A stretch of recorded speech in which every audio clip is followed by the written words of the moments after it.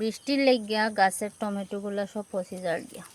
তো আজকে টমেটো ফাটতাম, আর আজকে তোমাদের দাদা খুব গরম হয়েছেন, কইসন গাছের টমেটো সব পচে যার, আমি বলে পারি না। গাছ লাগাইছুন কষ্ট করিয়া, টমেটো দিয়া তো চাটনি বানাইতে পারো। ঠিক আছে, আজকে আমি টমেটো দিয়া আর ডিম দিয়া ভাবছি রাত্রে চাটনি বানাইব। ওই দেখো বৃষ্টির লেগে এগুলো এরকম হয়ে গেছে।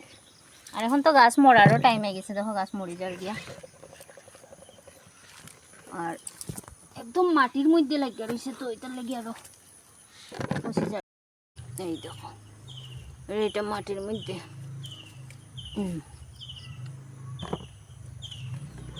আরেকটা পুচকু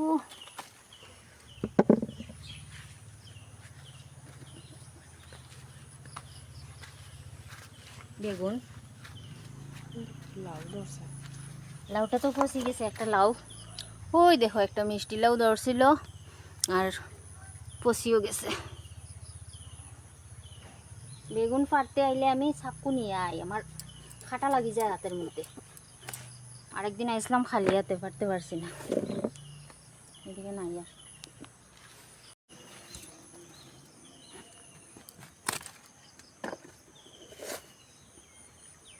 বেগুন বলে ফসি যার গিয়া, কই ফসি যার গিয়া, বেগুন তো সব তাজাও। এটা খাইবার বাহানা। আরে গড়ো বেগুন আছে, এটার লেগে আমি ফারলাম না। কই গাছের বেগুনটি বড়, ওই একটার মধ্যে খালি পোকা লাগছে। আজাইরা বেগুন ফুরিয়া বর্তা বানাইয়া খাওয়াইতাম বলে, কালকে সকালে খাওয়াই। ওদিকে তো আমি যাইতে পারতাম না, যে জঙ্গল হইছে। কয়েকদিনের বৃষ্টি, এটা সব আগে আমি পরিষ্কার করে রাখছিলাম। এদিকে যাইতাম সামনে আমি, ঝুঁকে যদি দৌড়িলাই জঙ্গল হয়ে গেছে। চলো ওদিকে যাই। তো এই দেখো টমেটোগুলো এরকম হয়েছে আর কি, বৃষ্টির লেগে। আর কিছু কিছু গাছ তো বড় হইয়া বাইঞ্জুইয়া নিচে পড়ে গেছে। মাটির মধ্যে যে টমেটোগুলো ধরছে এইটি এরকম হয়েছে, উপরেরটি খুব সুন্দর।